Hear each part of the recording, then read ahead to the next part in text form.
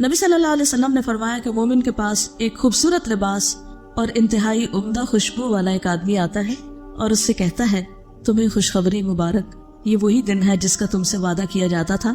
وہ اس سے پوچھتا ہے کہ تم کون ہو؟ تمہارا چہرہ ہی خیر کا پتہ دیتا ہے۔ وہ جواب دیتا ہے میں تمہارا نیک عمل ہوں۔ اس پر وہ کہتا ہے کہ اے میرے رب، قیامت ابھی قائم کر دے تاکہ میں اپنے اہل خانہ اور مال میں واپس لوٹ جاؤں، یعنی سب سے جا ملوں۔ پھر صدقہ کا قبر کی آگ بجھانا۔ عقبہ بن عامر سے مروی ہے کہ نبی صلی اللہ علیہ وسلم نے فرمایا صدقہ کرنے والوں کی قبروں سے حرارت بجھاتا ہے اور مومن روز قیامت اپنے صدقے کے سائے میں ہوگا۔ یہ سلسلہ صحیحہ میں سے ہے، یعنی صدقہ قبروں کی حرارت کو بجھاتا ہے۔ ایک اور حدیث میں اللہ کے غضب کو ٹھنڈا کرتا ہے، اور یہاں دوسری بات کیا ہے کہ قیامت کے دن مومن اپنے صدقے کے سائے میں ہوگا۔ لیکن ہم صدقہ کرنے کے لیے بھی انتظار کرتے رہتے ہیں اور ہر دوسری چیز کو یہ سوچ کے پاس رکھ لیتے ہیں کیا پتہ کبھی کام آ جائے۔ کچھ اینٹیکس بنائے ہوئے ہیں اور کچھ ہم اپنی یادیں ہیں اس میں ہماری، اور کچھ کباڑ خانہ بھر کے ساری یادیں ہمارے مرتے ہی بعد پھینک دی جاتی، کوئی ویلیو نہیں اس کی، کیونکہ ہر کوئی اپنی مرضی کی زندگی گزارنا چاہتا ہے۔ کوئی ضروری تو نہیں کہ ہماری اولاد ہمارے ڈیکوریشن پیسز کو کوئی ویلیو دے، تو اس لیے دنیا کی زائد زینت کو چھوڑ کر اس آخرت کے گھر کو ٹھنڈا کرنے کی فکر کریں۔ پھر جنت کا دروازہ کھولا جانا اور اس کی ٹھنڈی ہوا، سوال و جواب کے بعد پھر اس کے لیے جنت کے دروازوں میں سے ایک دروازہ کھول دیا جاتا ہے اور اس سے کہا جاتا ہے یہ تیرا جنت میں ٹھکانہ ہے، اور جو اللہ تعالیٰ نے تیرے لیے اس میں تیار کیا ہے، تو اس کے رشک اور خوشی میں اضافہ ہو جاتا ہے۔ پھر اس کے لیے جہنم کے دروازوں میں سے ایک دروازہ کھولا جاتا ہے اور اس سے کہا جاتا ہے اگر تو نے نافرمانی کی ہوتی تو یہ تیرا ٹھکانہ ہوتا، اور جو اللہ نے اس میں تیرے لیے تیار کیا ہوا ہے تو اس کی خوشی اور سرور میں اضافہ ہو جاتا ہے۔ پھر اس کے لیے اس کی قبر 70 ہاتھ فراخ کر دی جاتی ہے اور اس میں اس کے لیے روشنی کر دی جاتی ہے، اور روشنی کا ذکر بھی آپ نے پڑھا۔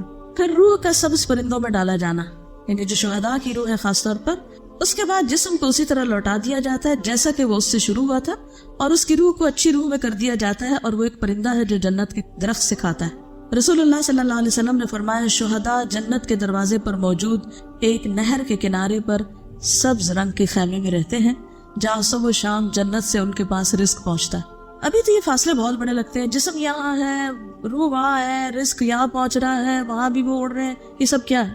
ہمیں یہ باتیں بکری سکیٹرڈ لگتی ہے، لیکن اللہ کے لیے کچھ مشکل نہیں کہ ان سب کا ایسا کنیکشن بنا دے کہ جسم اور روح دونوں ہی اس سے مستفید ہو رہے ہیں۔ پھر صبح شام جنت کا ٹھکانہ دکھایا جاتا ہے، جنت کا گھر سامنے نظارہ کرایا جاتا ہے۔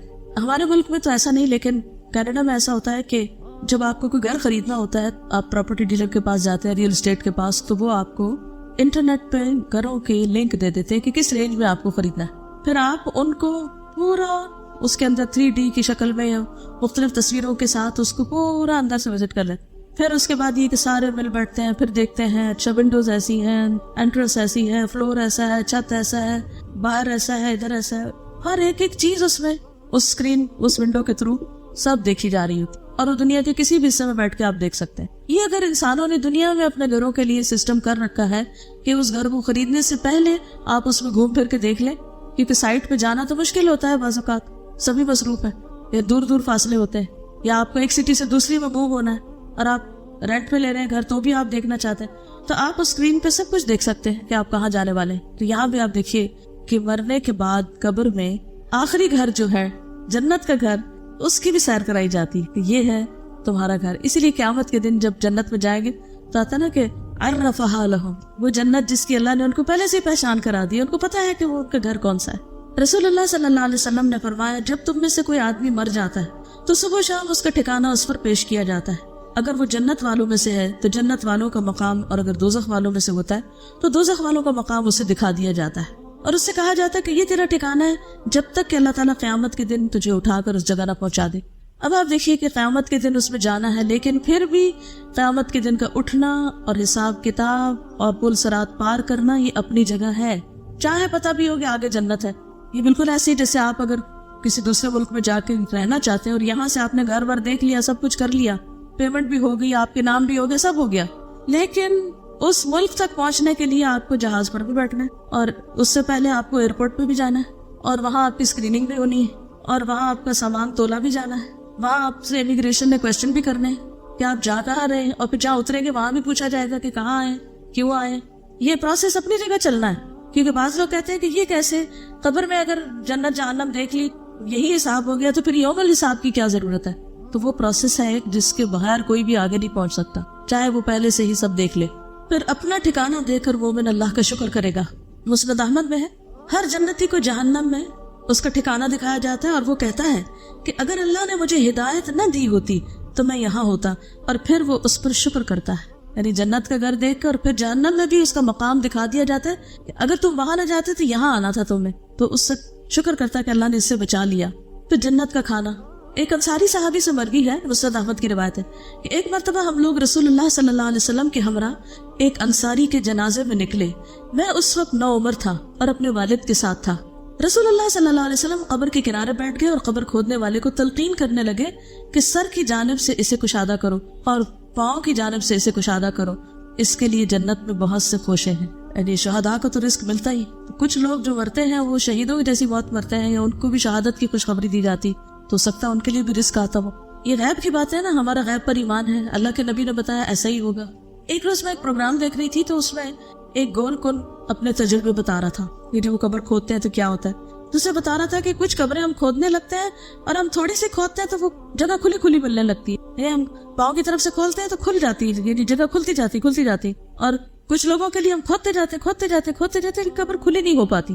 آخر منزل تو اللہ ہی کو پتا ہے، لیکن مجھے بڑی حیرت ہوئی کہ یہ کیا بات کر رہا ہے۔ تو اس حدیث کے بعد مجھے سمجھ میں آتا ہے کہ نبی صلی اللہ علیہ وسلم جب قبر کھدواتے تھے اس وقت بھی انسٹرکشن دیتے تھے کہ کھلی کھودو، یعنی صرف مردوں کو پھینکنے والی بات نہ ہو۔ پھر قبر میں سکون، قتادہ کہتے ہیں کہ ہمیں یہ بات بتائی گئی کہ مومن کی قبر میں 70 ہاتھ کشادگی کر دی جاتی اور قیامت کے دن تک کے لیے اس کی قبر کو خوشحالی سے بھر دیا جاتا ہے، یعنی وَيُمْلَوْ عَلَيْهِ خَضِرًا، یہ سرسبز گرینری ہوتی ہے۔ واپس جانے کی تمنا کرنا، نبی صلی اللہ علیہ وسلم نے فرمایا جب مومن اپنی قبر کی کشادگی کو دیکھتا ہے تو کہتا ہے فرشتوں مجھے چھوڑ دو، میں گھر والوں کو خوشخبری سنانا چاہتا ہوں، لیکن اس سے کہا جاتا ہے کہ اب آرام کرو، پیچھے کوئی تمہارا کنیکشن نہیں، اللہ کہ کوئی خواب میں دیکھ لے کسی کو۔ پھر مومن کو سلا دیا جاتا ہے، آرام کروایا جاتا ہے، اس کی قبر میں 70 گز لمبائی چوڑائی میں فراخی کر دی جاتی ہے، پھر اس کے لیے اس میں روشنی کر دی جاتی ہے، پھر اس سے کہا جاتا ہے سو جاؤ، تو وہ کہتا ہے اپنے گھر والوں کی طرف لوٹ جاؤں، میں انہیں خبر دے آؤں، تو دونوں کہتے ہیں اس دلہن کی طرح سو جاؤ جسے کوئی نہیں جگاتا مگر وہ جو اس کو سب سے زیادہ پیارا ہوتا ہے، یہاں تک کہ اللہ تعالیٰ اسے اس کی اس خوابگاہ سے اٹھائے گا، یعنی قیامت کے دن۔ یہ صحیح ترغیب و ترہیب کی روایت ہے۔ یعنی پھر وہ قبر میں لیٹ جاتا ہے جیسے سو رہا ہو آرام سے، اور وہ سوتے میں جیسے انسان خواب دیکھتا ہے تو وہ سب کچھ نظر آ رہا ہوتا ہے، تو اس کو وہ نظر بھی آ رہے ہوتے ہیں، جنت دوزخ اور وہ نظاروں کو انجوائے کر رہا تھا، وہ ایک اسکرین اس کو دے دی جاتی ہے کہ گھومتے پھرو، اور یعنی آج کی ٹرمز میں سمجھنے کے لیے بات کر دی جاتی ہے، حقیقت اللہ ہی جانتا ہے۔ یہ مت کہیے کہ کوئی اس کو اس طرح انٹرپریٹ نہ کرے کہ وہاں ٹی وی لگا دیا جاتا ہے، یعنی معنی یہ ہے کہ صرف سمجھنے کے لیے کہ جیسے دنیا میں ہم بعض اوقات بیڈ روم میں آرام سے لیٹے ہوتے ہیں، ٹھنڈا ماحول ہوتا ہے اور پھر سوچتے ہیں کہ اچھا کچھ دیکھ لیں اور دیکھنا شروع کر دیتے ہیں اور دیکھ کے انجوائے کر رہے تھے، تو وہاں بھی جو جنتی ہوگا وہ نظاروں کو دیکھ کے خوش ہو رہا ہوگا، اور ویسے وہ آرام کی نیند سو رہا ہوگا، اور قیامت کے دن اس کو آرام سے اٹھا دیا جائے گا۔ شہداء کی خصوصی مہمان نوازی ہوگی۔ مسروق سے روایت صحیح مسلم کی ہے کہ ہم نے حضرت عبداللہ سے اس آیت کے بارے میں سوال کیا، جنہیں اللہ کے راستے میں قتل کیا جائے انہیں مردہ گمان نہ کرو بلکہ وہ زندہ ہیں، اپنے رب کے پاس سے رزق دیے جاتے ہیں۔ اب آپ دیکھیے کہ شہداء کو بھی قبر میں دفن کیا جاتا ہے اور ان کے بارے میں قرآن بتاتا ہے کہ ان کو رزق دیا جاتا ہے۔ اب باقی احادیث کو تو آپ کہہ سکتے ہیں جی حدیث ہے، لیکن یہاں تو قرآن بھی یہ کہتا ہے، تو یہ ساری احادیث قرآن کے موافق ہی جا رہی، تو کیا ہوتا ہے، تو وہاں وہ اپنے رب کے پاس رزق دیے جاتے ہیں۔ تو انہوں نے کہا ہم نے بھی رسول اللہ صلی اللہ علیہ وسلم سے اس کے بارے میں سوال کیا تھا، اس آیت کا کیا مطلب ہے؟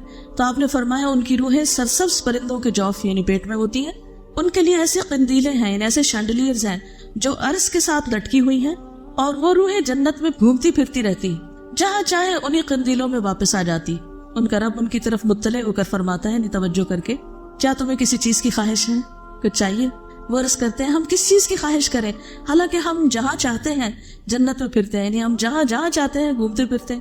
اللہ تعالیٰ ان سے 3 مرتبہ اس طرح فرماتا ہے، جب وہ دیکھتے ہیں کہ انہیں کوئی چیز مانگے بغیر چھوڑا نہیں جائے گا تو وہ عرض کرتے ہیں رب ہم چاہتے ہیں کہ آپ ہماری روحیں ہمارے جسموں میں ڈال دیں یہاں تک کہ ہم تیرے راستے میں پھر قتل کیے جائیں۔ یعنی اس موت میں اتنی لذت ہے، جب اللہ دیکھتا ہے کہ انہیں اب کوئی ضرورت نہیں تو انہیں چھوڑ دیا جاتا ہے۔ لیکن جو شخص مومن نہیں ہوتا اس کی قبر اور زندگی کیسی ہے؟ مرتے وقت اس کو ساتھ ہی موت کے فرشتوں سے ہی سزا ملنے لگتی ہے۔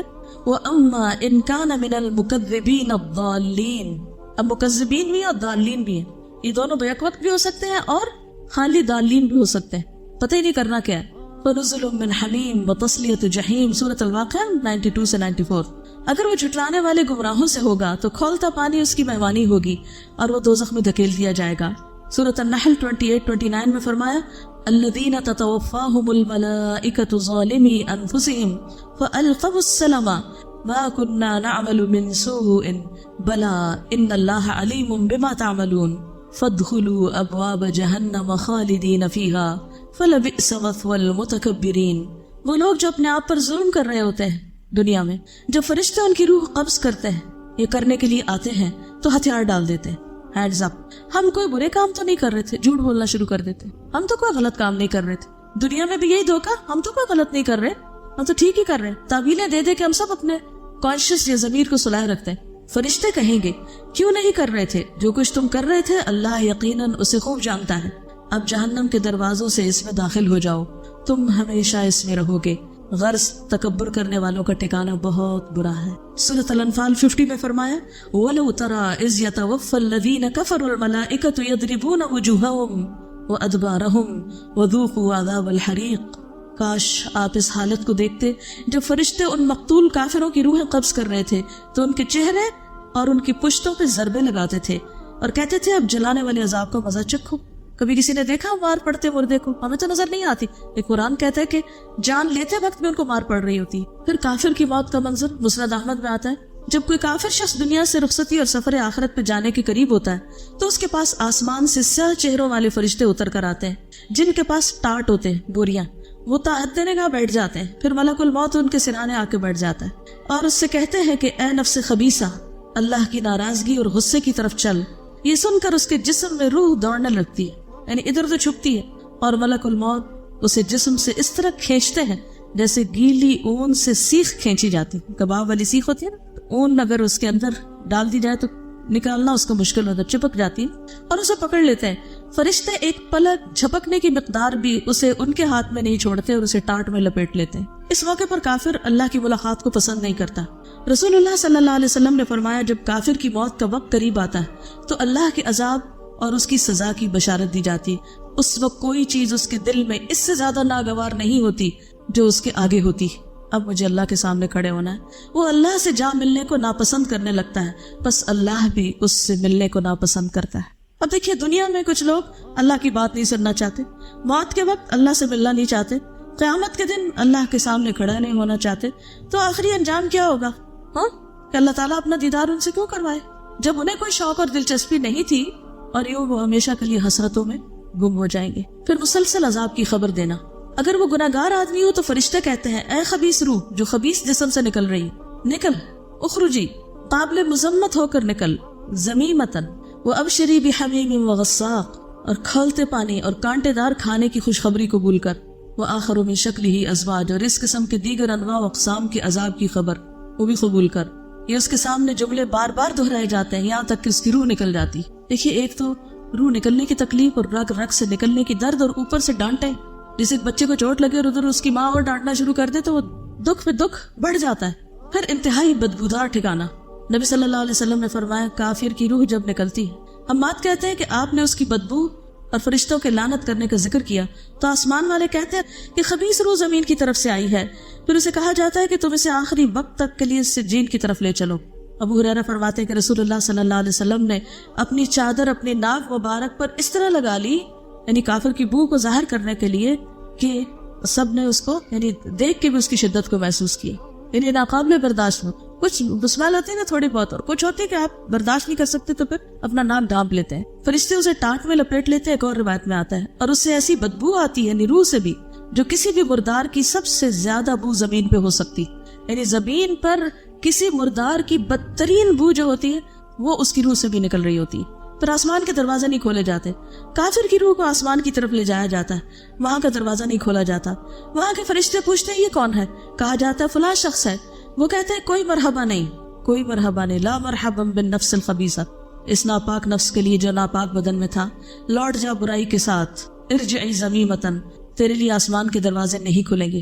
قرآن پاک میں بھی آتا نا کہ ان کے لیے آسمان کے دروازے کھولے نہیں جائیں گے۔ پھر آسمان سے پٹخایا جاتا ہے، فرشتے اس روح کو لے کر اوپر چڑھتے ہیں، فرشتوں کے جس گروہ کے پاس سے ان کا گزر ہوتا ہے وہی گروہ کہتا ہے یہ کیسی خبیث روح ہے، وہ اس کا دنیا میں لیا جانے والا بدترین نام بتاتے ہیں. جو چور ڈاکو مجرم ہوتے ہیں وہ انہی چیزوں کے ساتھ پھر پہچانے بھی جاتے ہیں، یہاں تک کہ اسے لے کر آسمان دنیا میں پہنچ جاتے ہیں، دروازے کھلواتے ہیں، لیکن دروازہ نہیں کھولا جاتا. پھر رسول اللہ صلی اللہ علیہ وسلم نے یہ آیت تلاوت کی، لا تفتح لهم ابواب السماء ولا يدخلون الجنة حتى يلج الجمل في سم الخياط. ان کے لیے آسمان کے دروازے نہ کھولے جائیں گے اور نہ ہی وہ جنت میں داخل ہوں گے تا وقت کہ اونٹ سوئی کے ناکے میں داخل ہو جائے. اللہ تعالیٰ فرماتے ہیں کہ اس کا نامہ اعمال سجین میں سے نچلی زمین میں لکھ دو، یعنی اور گہرائیوں میں، پستیوں میں. اب یہ نچلی زمین کیا ہے اللہ عالم. چنانچہ اس کی روح کو پھینک دیا جاتا ہے. پھر یہ آیت تلاوت فرمائی، وَمَن يُشْرِكْ بِاللَّهِ فَكَأَنَّمَا خَرَّ مِنَ السَّمَاءِ فَتَخْطَفُهُ الطَّيْرُ أَوْ تَهْوِي بِهِ الرِّيحُ فِي مَكَانٍ سَحِيقٍ.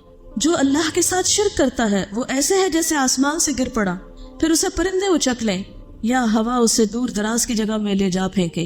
اب دیکھو کہ جب ہوا چلتی ہے تو چیزوں کو اڑا کے وہ دور لے جاتی کہ وہ پکڑائی بھی نہیں دیتی. پھر اس کی روح جسم میں لوٹا دی جاتی ہے. پھر وہ تمنا کرتا ہے کہ قبر کی طرف اس کو نہ لے جایا جائے. وہ مرنے والا اگر نیک نہیں ہوتا تو کہتا ہے ہائے بربادی، مجھے کہاں لے کے جا رہے؟ یہ صحیح بخاری کی روایت. مجھے کہاں لے کے جا رہے ہو؟ اس کی آواز انسان کے علاوہ اللہ کی ہر مخلوق سنتی ہے. اگر انسان سن پائے تو بے ہوش ہو جائے، برداشت نہ کر سکے. پھر قبر میں سوال و جواب کے وقت خوف کی حالت میں اٹھنا. جب فرشتے آتے ہیں تو اسے کہتے ہیں بیٹھ جاؤ، وہ مروب اور خوف زدہ حالت میں بیٹھ جاتا ہے. کہا جاتا ہے تو اس شخص کے متعلق کیا کہتا ہے جو تم میں موجود تھا؟ تو اس پہ کیا گواہی دیتا ہے؟ کہتا ہے وہ کون سا آدمی؟ وہ اس کے نام سے بھی واقف نہیں. اس سے کہا جاتا ہے کہ محمد صلی اللہ علیہ وسلم. وہ کہتا ہے میں نہیں جانتا. لوگوں کو بات کرتے سنتا تھا، جیسے لوگ کہتے تھے میں بھی کہہ دیتا تھا، یعنی سنی سنائی خبریں بس تھی میرا علم. چنانچہ اس کو کہا جاتا ہے تو نے اسی پہ زندگی گزاری، اسی پہ فوت ہوا، اور اللہ نے چاہا تو اسی پہ اٹھایا جائے گا. رہا کافر یا منافق، دوسری روایت میں آتا ہے، بخاری کی روایت ہے، اس کا جواب یہ ہوتا ہے مجھے نہیں معلوم، لا ادری لا ادری. میں نے لوگوں کو ایک بات کہتے سنا تھا، وہی میں بھی کہتا رہا. پھر اس سے کہا جاتا ہے کہ نہ تو نے کچھ سمجھا اور نہ پیروی کی. اس کے بعد اسے لوہے کے ہتھوڑے سے بڑے زور سے مارا جاتا. وہ اتنا بھیانک طریقے سے چیختا ہے، ایسی چیخیں ہوتی. کبھی آپ نے تکلیف میں کسی شخص کی چیخیں سنی ہے جو پین کی وجہ سے چیخ رہا ہو کسی ہاسپٹل میں یا کسی جگہ پر؟ تو وہ بھی سب سے بدترین قسم کی چیخیں چیخ رہا ہوتا ہے کہ انسان اور جن کے سوائے ارد گرد کی ساری مخلوق سنتی. پھر آسمان سے ایک منادی آواز لگاتا ہے، اس نے جھوٹ بولا، اس کے لیے آگ کا بستر لگا دو، آگ کا لباس پہنا دو. پھر جہنم کا دروازہ کھولا جاتا ہے، قبر تنگ کر دی جاتی. سنن نبی داؤد میں آتا ہے کہ پھر کہا جاتا ہے کہ جہنم کا دروازہ اس کی قبر میں کھول دو. جہنم کی گرمی اور لو اس کے پاس آتی. آج کل آپ دیکھیں کہ اگر آپ ٹھنڈے کمرے سے باہر نکلے تو لٹرلی ایسے منہ پہ تپیڑے پڑ رہے ہوتے ہیں نا گرمی کے. گھر سے نکلے باہر تو وہاں وہ گرمی کیا گرمی ہوگی. کبھی ابلتی ہنڈیا کا سیک آپ کو یاد ہو تو.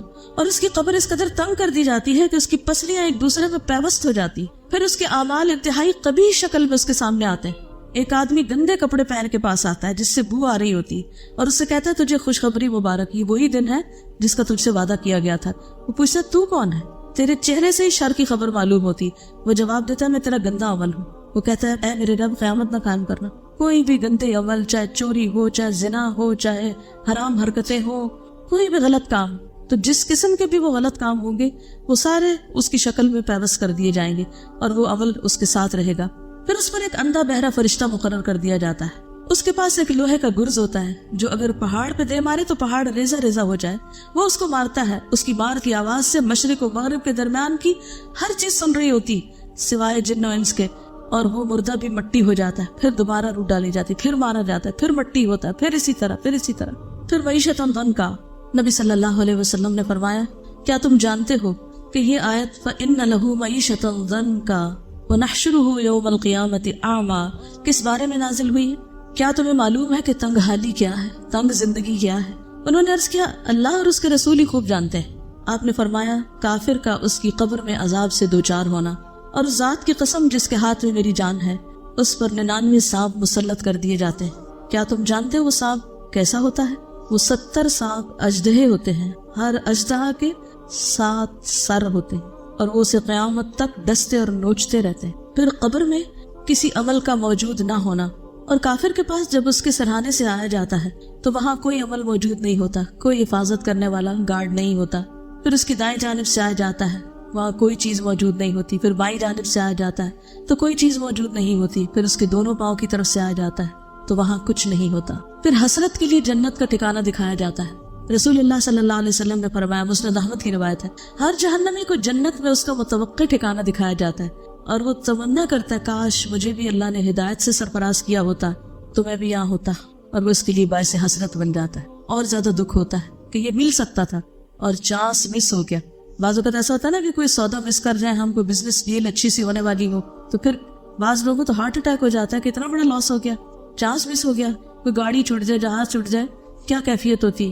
رسول اللہ صلی اللہ علیہ وسلم نے فرمایا ہر جہنمی کو جنت میں اس کا متوقع ٹھکانہ دکھایا جاتا ہے، اور وہ تمنا کرتا ہے کہ کاش مجھے بھی اللہ نے ہدایت سے سرفراز کیا ہوتا، اور وہ اس کے لیے باعث حسرت بن جاتا ہے۔ قبر میں نیند کی کیفیت، اس کے بعد اس سے کہا جاتا ہے کہ منحوش کی نیند سو جا۔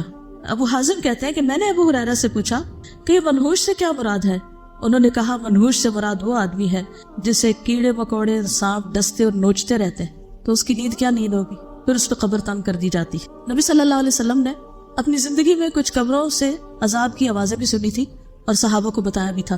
یہ جو کچھ میں نے سنایا ہے یہ اس لیے ہے تاکہ ہم اپنے ایمان کو نمبر 1 درست کریں، اس کو یقینی چیز سمجھیں، اور پھر اس کے لیے تیاری بھی کریں، اور ان معلومات کو اپنے بچوں اور اپنے آس پاس کے لوگوں سے شیئر کریں تاکہ وہ بھی اس یقینی جگہ کے لیے تیاری کریں، کیونکہ یہ ایسی جگہ ہے جس میں کوئی شک ہے ہی نہیں کہ وہاں نہیں جانا۔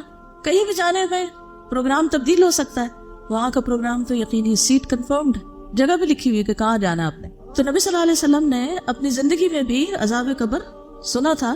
ابو ایوب سے روایت ہے کہ رسول اللہ صلی اللہ علیہ وسلم سورج غروب ہونے کے بعد باہر نکلے تو آپ نے کچھ آواز سنی، آپ نے فرمایا یہودیوں کو ان کی قبروں میں عذاب ہو رہا ہے۔ انس نے بیان کیا، ایک اور روایت ہے صحیح بخاری کی، انس بیان کرتے ہیں کہ ایک شخص پہلے عیسائی تھا، پھر وہ اسلام میں داخل ہو گیا، اس نے سورۃ البقرہ اور آل عمران پڑھ لی تھی، اور وہ نبی صلی اللہ علیہ وسلم کا کاتب بن گیا، لکھنے والا۔ پھر وہ شخص مرتد ہو کر عیسائی ہو گیا، کہنے لگا محمد کے لیے جو کچھ میں نے لکھ دیا ہے اس کے سوا اور کچھ بھی معلوم نہیں مجھے۔ پھر اللہ کے حکم سے اس کی موت واقع ہو گئی، اس کے آدمیوں نے اسے دفن کر دیا۔ جب صبح ہوئی تو انہوں نے دیکھا کہ اس کی لاش قبر سے نکل کر زمین کے اوپر پڑی۔ عیسائیوں نے کہا کہ یہ محمد صلی اللہ علیہ وسلم اور اس کے ساتھیوں کا کام ہے، چونکہ ان کا دین اس نے چھوڑ دیا تھا اس لیے انہوں نے اس کی قبر کھودی اور لاش کو باہر پھینک دیا۔ چنانچہ انہوں نے دوسری قبر کھودی جو بہت زیادہ گہری تھی، لیکن جب صبح ہوئی تو لاش پھر باہر تھی۔ اس مرتبہ بھی انہوں نے یہی کہا کہ یہ آپ کے ساتھیوں کا کام ہے، چونکہ ان کا دین اس نے چھوڑا اس لیے اس کی قبر کھود کر انہوں نے لاش باہر پھینک دی۔ تو انہوں نے پھر ایک بار قبر کھودی اور جتنی گہرائی ان کے بس میں تھی اتنا گہرا کھود کے اسے اندر ڈالا، لیکن صبح ہوئی تو لاش پھر باہر تھی۔ اب انہیں یقین آیا کہ یہ کسی انسان کا کام نہیں، اور پھر انہوں نے اسے یوں ہی زمین پہ چھوڑ دیا، اسے کہ کتے بلیاں کھا جاتے جو بھی کوئی۔ تو یہ دنیا میں بھی کبھی کبھی اللہ تعالیٰ ایسے منظر دکھا دیتے ہیں کہ جس سے انسان کے یقین میں پھر اضافہ ہو جاتا ہے۔ قبر بھی ایک بہت اہم مرحلہ ہے۔ پھر ایک اور موقع پر نبی صلی اللہ علیہ وسلم کا گزر 2 قبروں پر ہوا، آپ نے فرمایا ان دونوں قبروں پر عذاب ہو رہا ہے، اور یہ کسی بڑی بات میں نہیں، ان میں سے ایک تو چغل خوری کرتا تھا اور دوسرا پیشاب سے بچنے کے لیے احتیاط نہیں کرتا تھا۔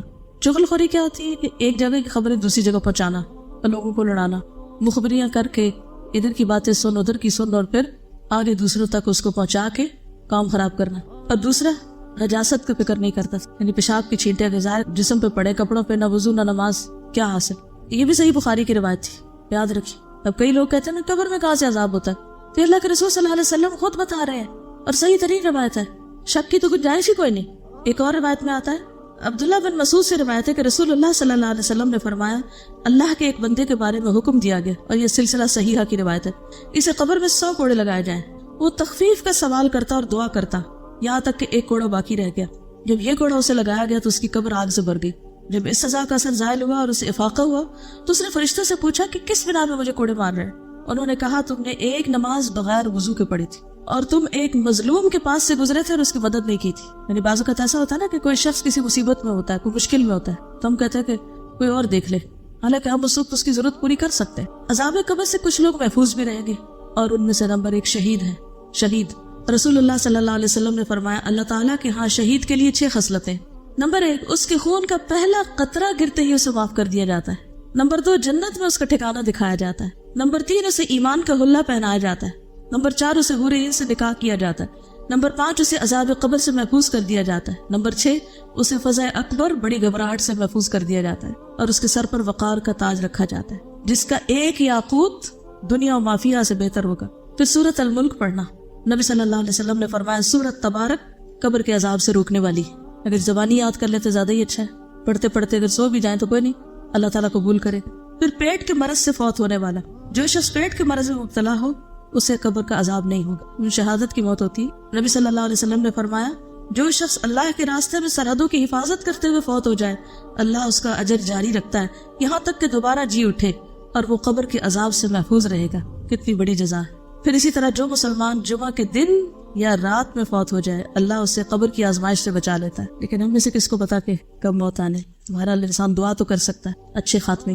میں یہ سوچ رہی تھی کہ قرآن میں اللہ تعالیٰ نے جو بار بار اللہ پر ایمان کے بعد اسٹریٹ اوے آخرت کی بات کیوں کی ہے، مجھے اس سے یہ ریزن سمجھ میں آ رہا ہے کہ ہمارے لیے سب سے زیادہ امپورٹنٹ اللہ ہے اور پھر وہ آخرت کا وہ ٹھکانہ ہے، اور اس کے درمیان میں جتنی بھی اور چیزیں آتی ہیں وہ ایک طرف تو ہمارے لیے ایک ذریعہ ہے کیونکہ ظاہر ہم انہی سے وہ ٹھکانہ کمائیں، لیکن اکثر یہ ہوتا ہے کہ بجائے یہ کہ ہمیں وہ اچھے ٹھکانے تک پہنچائیں ہم ان میں ڈسٹریکٹ ہو کے اپنے اصل کو بھول جاتے ہیں۔ تو بہت زیادہ جو مجھے فیل ہو رہا ہے وہ آج کے لیسن کا یہ ہو رہا ہے کہ ہمیں یہ دیکھنا پڑے گا کہ کیا ہم باقی سارے حقوق ادا کرتے ہوئے کہیں اپنے جو ہمارے سب سے بڑے فرائض ہیں اللہ کے لیے جو ہیں وہی نہ ہم پیچھے کر دیں، اور اگر ہم نے حقوق العباد کے ہی بعض اوقات اس دھوکے میں ہم آ جاتے ہیں، حالانکہ یہ اللہ کی طرف سے ہی ہم پہ فرض کی گئے نا، ہم یہ بھول جاتے ہیں کہ یہ حقوق العباد کوئی لوگوں نے نہیں ہم پہ فرض کیے، یہ اللہ نے فرض کیے، اور اگر کوئی بھی شخص یا کوئی بھی چیز ہمارے راستے میں آ رہی ہے تو میں نے سوچنا چاہیے۔ کئی دفعہ میں حالانکہ یہ جملہ پہلے ریپیٹ کر چکی ہوں لیکن مجھے ایسا ابھی لگ رہا ہے، اس میں بھول گئی تھی کہ کیا یہ چیز قبر میں میرے ساتھ آئے گی۔ ان سے یہ پوچھ لینا چاہیے کہ آپ آئیں گے میرے ساتھ میں قبر میں، اگر نہیں let me prepare for my own قبر، بٹ دین پھر دوسری ایکسٹریم پہ ہم نکل جاتے ہیں کہ لوگ وظیفے کر رہے ہوتے ہیں، پاس بچہ رو رہا ہے اس کو اٹھاتے نہیں کہ ہمارا تو وظیفہ خراب ہو جائے گا اور ہم نے تو اتنے لاکھ دفعہ یہ والی آیت پڑھنی آ رہا تھا، وہ ایک چیز آ جاتی ہے۔ So we have to strike the right balance between the two. اسی لیے نا خیر الہدی ہدی محمد صلی اللہ علیہ وسلم کہ بہترین طریقہ نبی صلی اللہ علیہ وسلم کا طریقہ ہے۔ انہوں نے خاندانی زندگی کو بھی نبھایا، اللہ کے راستے میں جنگیں بھی لڑی اور باقی بھی زندگی کے کام کیے، تو ان سب چیزوں میں بیلنس رکھنا بہت ضروری ہے، اور اس کے لیے جتنا زیادہ آپ اپنے آپ کو آرگنائز کر سکیں، جتنی زیادہ آپ مختلف چیزوں کی پلاننگ کر سکیں، یعنی ہر روز ایک باشعور انسان کی طرح آنکھیں کھول کے جیے، حالات کے دھارے پہ خود کو بے بس چھوڑ نہ دیں کہ جیسے لوگ آپ سے چاہیں یا جو کچھ ہو رہا ہے بس ٹھیک ہے اب زندگی گزارنی ہے، وقت پورا کرنا ہے، بس یہ وقت کاٹ کے چلے جانا ہے، ہم اتنی اسٹرگل نہیں کر سکتے۔ اصل میں تو دیکھا یہ جائے گا وہ ان سعیہ سوف یرا کہ کتنی کوشش میں لگے رہتا ہوں۔ تو ہم سب کو سنجیدگی کی ضرورت ہے، اپنی زندگی اس وقت کی قدر کی ضرورت ہے۔ جب تک ہم لغویات سے نکلیں گے نہیں، والذین هم عن اللغو معرضون، تو سب تک جنت الفردوس میں پہنچنے کے بس خواب ہی خواب ہے۔ وَلْتَنظُرْ نَفْسٌ مَا قَدَّمَتْ لِغَدٍ، ہم میں سے ہر شخص کو سوچنا چاہیے کل کے لیے کیا تیار کر کے رکھا ہے۔